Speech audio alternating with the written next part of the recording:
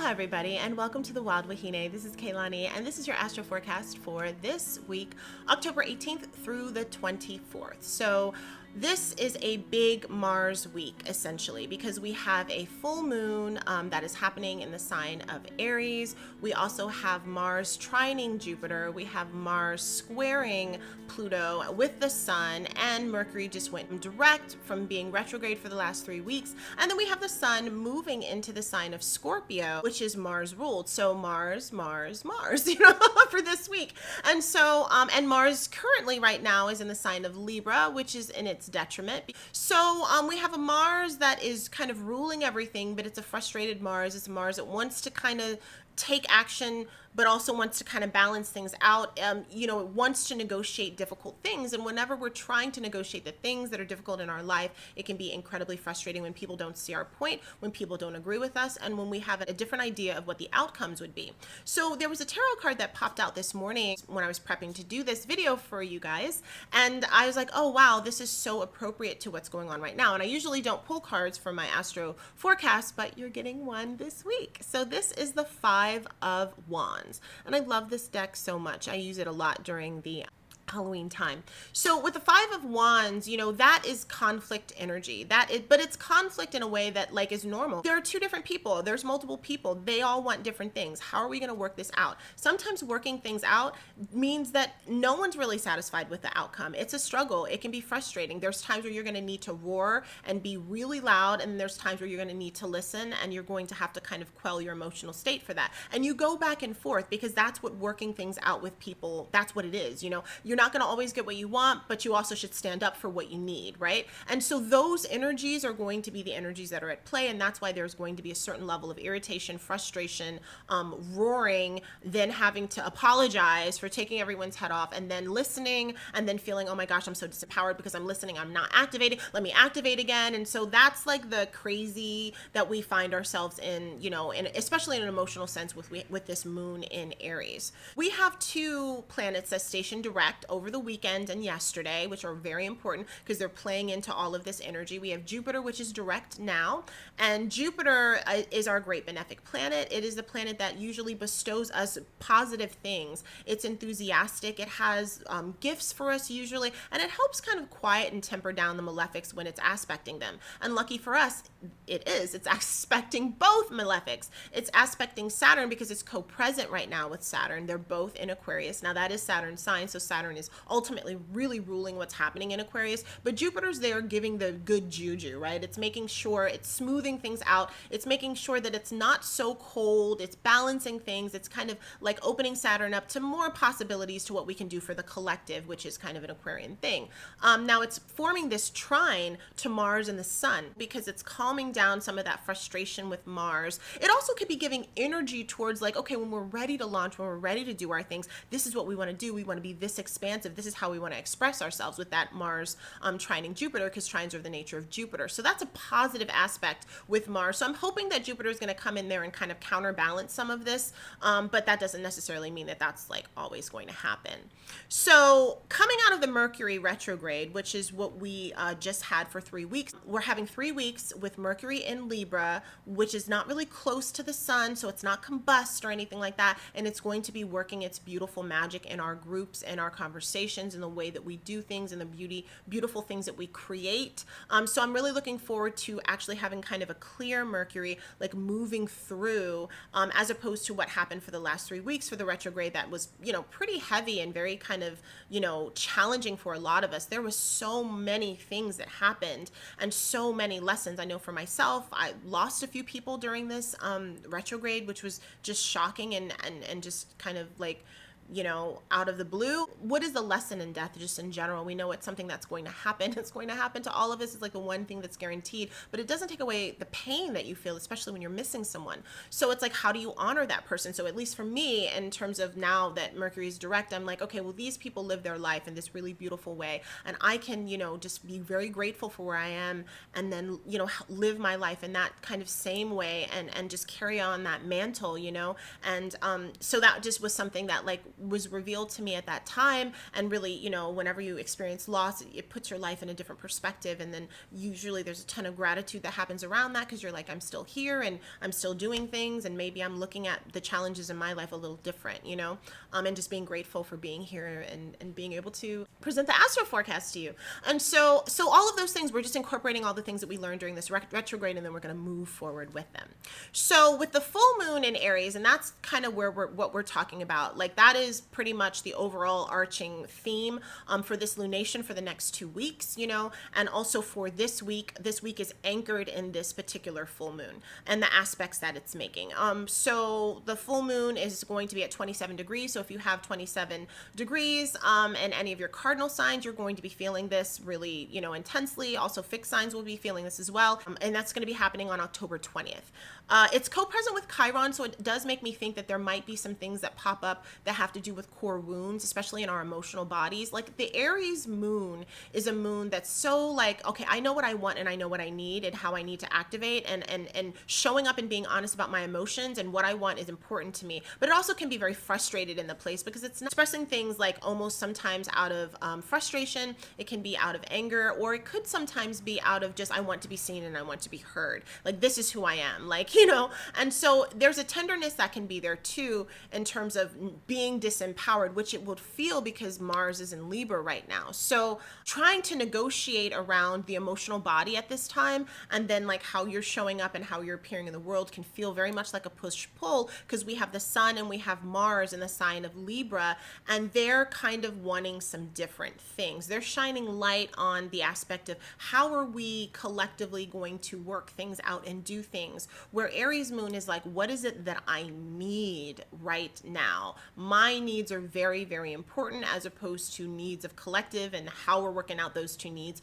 is where that tension is. And remember, this week is pretty much all about that tension with that Five of Wands energy. So that's where we're working. And sometimes the tension, we're able to kind of calm it down. And then there's other times where it just kind of will run amok a little bit, and then we have to then go back and patch things up and fix things and all of that. And that's just pretty much the energy, you know, that's how it is. There can be a restlessness, there can be an uncomfortability, you can feel very like inflamed. Remember Mars, and because it's such heavy Mars energy, this is cops, this is a military, this is surgeons, athletes. So looking for stories, especially when it comes to the global thing, that have to do with those figures, the figures that are kind of active and they keep the law, and or they do, you know, physically active things with their body. I seeing like all kinds of like stories or news stories or whatever coming out about like those figures, and maybe how they either lost control, because that is something, you know, that can happen, or how maybe they stepped up and were able to save somebody, you know, like there was maybe a big heroic feat. So, you know, it can be either one, you know, when it comes to this particular energy. With this full moon, I would say, in terms of like for people who want to work magic or do those types of things, like what can you do and what are good things to do, releasing is usually typically what I like to do for a full moon. This whole energy with all that Mars, and with it being a malefic, and with me and my chart, I have to work with Mars a little differently, so I'm not really working my magic for this particular full moon. But what I do think it's good is to release some of the tension, release some of the frustration. It will be squaring Pluto, so there are things that are hidden, things that we don't like, things that jealousy, possessiveness, power, and struggling for power and control, all of those things that we feel, but we don't necessarily always articulate, because a lot of times we have a lot of shame about feeling those emotions. Those things can come up. So if you want to release some of those things, it would be really positive for you to do right now. But I would say use your words. Mercury is now direct. That's a little gift that we have. We also have Jupiter, which is trining Mars, which is a gift because it's allowing us to kind of really think about our higher mind, think about like, you know, what is the ultimate thing that would be best for everyone, right? That's very Jupiter in Aquarius, you know, like what for the collective, what can we do? If I'm going to activate, how can I activate in a way that is, you know, self-beneficial, but it also benefits everyone else? Because Mercury's in Libra, I still have my communication skills. I still have the ability to be able to talk to people and balance things out and work a solution that, you know, I might not love, but at least it honors and respects some things that are important to me. Very important to know what you're standing on, what are non-negotiables, and what is just kind of emotion. that you could probably like just shelve for a little bit. Like really taking the time to write down like what are the things that are important to me, because I know I'm going to be feeling like I need to stand on these things. Are they important? Why are they important? And you're going to negotiate around those. We never want to like lessen our morals, you know, for the sake of appeasing, you know, people. But at the same time, we know that we're not living in a world that it's just all about ourselves and we can get everything that we want. So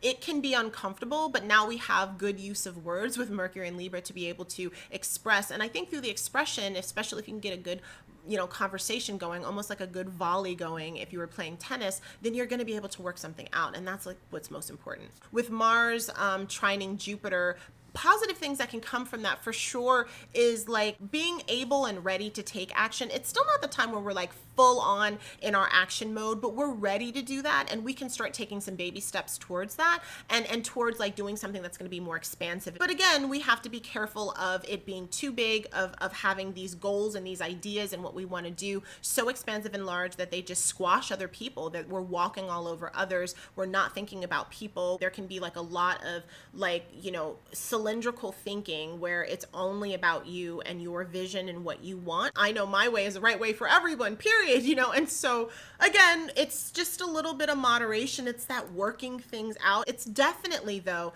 like, okay, like, so you say this and then I say this. Oh, okay. Well, what about this? Okay. Well, what about this? Like it's coming back. It's a dance, you know. Think of it like tango. We're tangoing our way through, which is to me like a very sexy Martian like kind of, you know, dance. We'll tango our way through this week. If that helps. With Mars squaring Pluto, that's in Capricorn. That's happening at 24 degrees. That's happening on from now into the 26th, and it perfects on the 21st. That is where we can find a lot of passion, where we can find a lot of like athleticism towards the things that we want. It can have very much warrior energy. We're uncovering things. We're digging into what's going on underneath. We're healing things. There's a level of transformation that happens with Pluto that's really beautiful. When we're healing things in our past, when we're healing things that we're uncovering things that we didn't really want to talk about, that we're bringing them to the surface, and we're challenging why things are the way they are, to challenge the status quo, you know, especially with Jupiter there, you know, like why are we doing this? Does this even make sense? Is this even something that's right? Is this even something that's ethical? These are important things that come up. The challenge that can come with this is that, you know, we can be dealing with a lot of ego issues, a lot of jealousy, a lot of possessiveness, power struggles, especially when it comes to people that are in power or structures that are in place that do not want to change.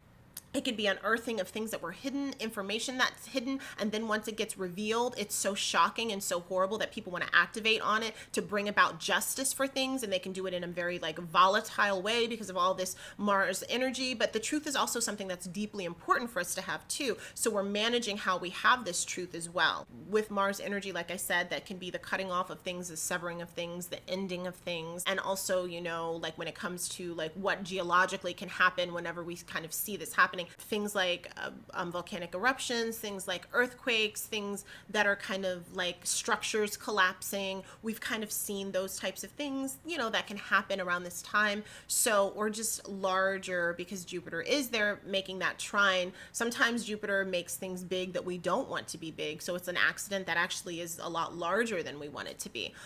So those are things that we want to just be aware of, you know, during this time, especially with Mars just being so heavy and inflaming and kind of making things a little bit more volatile. Now, on the 22nd or the 23rd, depending upon where you live in the world, the sun will be entering the sign of Scorpio, and Scorpio is Mars ruled, of course. So Mars, though, is still in the sign of Libra. But some of the things that we're looking forward to with this, you know, Scorpio is a fixed sign. Now, as we have planets move through Scorpio, that's going to be activating that Saturn-Uranus transit that we've had, you know, which was kind of colored our entire year. This is the third one that's going to hit, and this one is going to be, you know, fairly intense. So we're kind of emotionally and just financially and everything else prepping for that, depending upon where it falls, you know, in what house it falls in your chart. Taking inspired action. It's a, you know, Scorpio is a fixed sign. It's a feminine sign, or what we would call a negative sign or a yin sign, sometimes the energy is moving a little bit more in. It's more introspective. It's more transformational in a lot of ways. It's shamanic in nature. There's a lot of power in the negotiation of power that happens with Scorpio, and a lot of healing and also getting in touch with our sensual self that can sometimes be taboo. The phoenix quality of Scorpio, you know, of that transformation, always when we have a certain level of transformation or rebirth, we do have a sense of loss, you know. We're losing the form that we were in before, and we're kind of now in a new form. And a lot of times we're dealing with our fears and our paranoia around what that means for things to be different, because fixed energy doesn't always like necessarily to change. So it's like the person who is ultimately always changing because it's gaining more deeper information and knowledge, but it also is a little bit resistant to that change. We're just going to be kind of gearing ourselves with the sun, and as Mercury and as Mars moves through and gets into the sign of Scorpio, we'll be, you know, heading into that as we head into Halloween. So I just want to thank everybody for joining me today. Thank you so much for listening in for the astro forecast. I'm actually going to be breaking down the horoscopes for this full moon just because it's so intense and I want to give you a little bit more information. My name is Kaylani. This is the Wild Wahine. Make sure you subscribe below if you like these videos, and follow me on all the different platforms. I'm at _wild_wahine on Instagram, and I'm also on Facebook and all the other forums. All of the information will be in the information box below. And have a wonderful week. Make sure you take lots of breaths and talk things through. Aloha.